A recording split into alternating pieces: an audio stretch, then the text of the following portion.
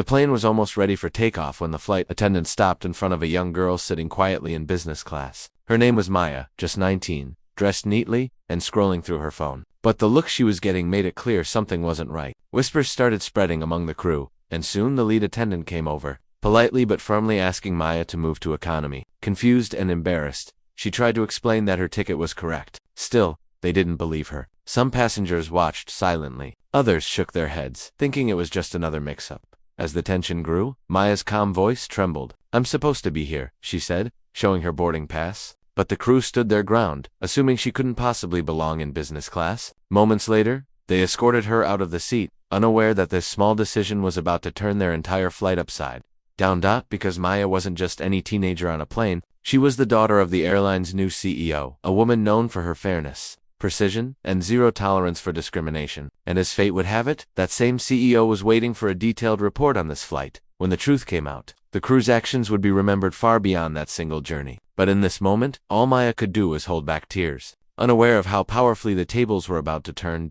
As Maya sat quietly in the back of the plane, she replayed the moment in her mind, trying to make sense of it. She had flown many times before, but never on this airline. Her mother's newly acquired company, her mother, Evelyn Carter, had taken over as CEO just 2 months earlier after a major merger. She'd promised to rebuild the airline's image and make it more inclusive and customer-friendly. Ironically, the very values she'd been preaching were now being tested, and her daughter had become the center of it all. Meanwhile, in the business class cabin, the crew whispered among themselves. One attendant, Carla, frowned as she glanced at the passenger list again. Something about the name Maya Carter nagged at her, but she brushed it off. To her, Maya had looked out of place, too young, too casual, and far too quiet for that section. She told herself she'd done the right thing, following protocol. But a few seats away, a businessman who had witnessed everything pulled out his phone. He'd seen the girl's face when she was asked to leave, the shock, the hurt, the quiet dignity. Something about it didn't sit right with him, and he decided to record a short clip of the incident, just in case. Back in economy, Maya stared out the window, unaware that her day was about to make headlines. She didn't know her mother's assistant was tracking the flight, or that by the time they landed, the truth would already be spreading. As the plane cruised through the clouds, tension lingered in the air like an unspoken secret. Maya kept her headphones in, pretending to listen to music, but her thoughts were loud and restless. Every time a flight attendant passed by, she felt their eyes glance over her, half curious, half dismissive. It wasn't about the seat anymore. It was about how quickly people had judged her without knowing who she was. She didn't want to pull rank or mention her mother's name. That wasn't her way, but the quiet humiliation still stung.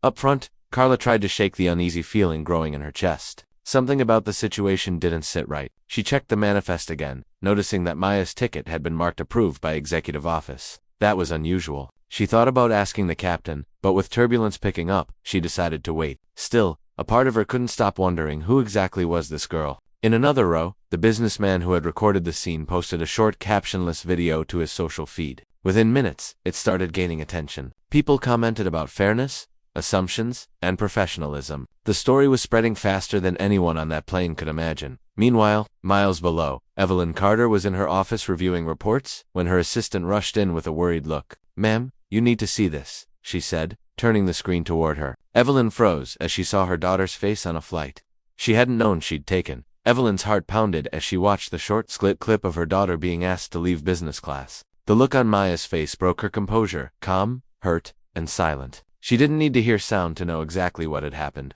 The post already had thousands of comments, and hashtags with the airline's name were spreading fast. Evelyn stood up immediately, her voice sharp but steady. "Get me the flight captain on the line," she ordered. Her team scrambled, sensing that something serious was unfolding. Up in the sky, the flight crew began receiving messages from ground control, asking for clarification about an incident with a passenger. Carla's face turned pale. She knew it was about Maya. She quickly realized this wasn't just a misunderstanding. It had reached the company's headquarters. Her hands trembled slightly as she adjusted her uniform and asked the captain for a word in private.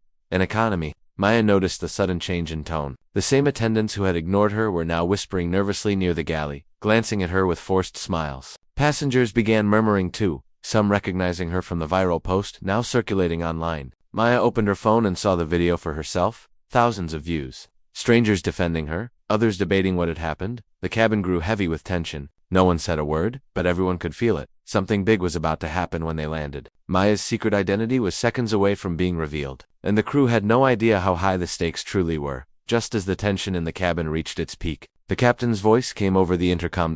But unusually serious. Ladies and gentlemen, this is your captain speaking. We've been instructed to delay our descent due to a special communication from headquarters.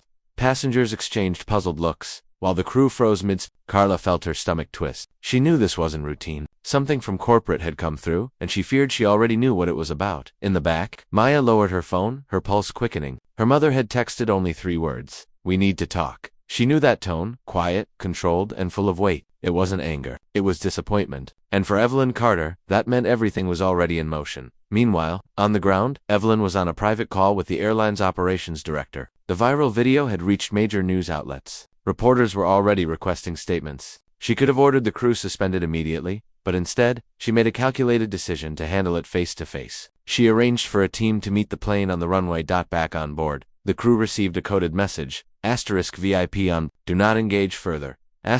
Carla's hands went cold as she realized the VIP was the very girl they'd moved to economy. The crew exchanged anxious looks as the city lights appeared below. The passengers had no idea what was waiting at the gate, but everyone could sense that this landing would change everything.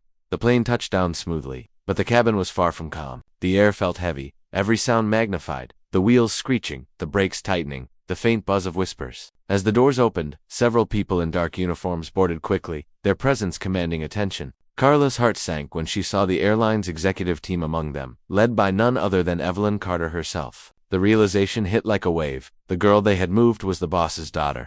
Passengers watched in stunned silence as Evelyn walked down the aisle, her expression calm but unreadable. She stopped beside Maya, who was still seated quietly in economy, her eyes tired but steady. Without saying a word, Evelyn reached for her daughter's hand and helped her up. Then she turned to the flight crew, her voice low but firm. "This young woman's seat wasn't just earned, it was approved by my office." Yet somehow, assumptions took its place.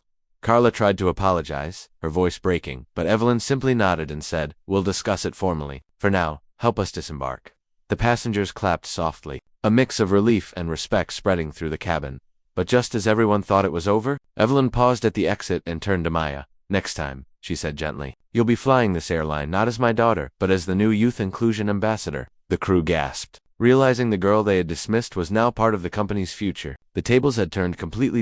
In the days that followed, the story of the business class misunderstanding spread across social media and news outlets, sparking conversations about respect, equality, and how quick assumptions can change someone's entire experience. But what most people didn't know was how Maya handled it afterward. She chose not to shame anyone publicly or seek revenge. Instead, she worked alongside her mother to create a new training program for the airline's staff, one focused on empathy, awareness, and customer dignity. She wanted to make sure no one else ever felt the way she had on that flight. Carla, the lead attendant, later wrote a personal letter of apology to Maya, admitting that her judgment had been wrong. Maya replied with kindness, telling her that everyone makes mistakes, but true change starts with owning them. The two eventually met again during a company workshop, not as passenger and crew, but as people learning from the same experience. Evelyn Carter's leadership earned wide respect after she publicly addressed the issue, using it as an example of accountability and progress. The airline's reputation began to recover, now known for how it turned a painful moment into lasting reform. That is for Maya. She embraced her new role with quiet strength, visiting schools and community groups to talk about confidence and respect. The incident that once embarrassed her became the reason she found her purpose.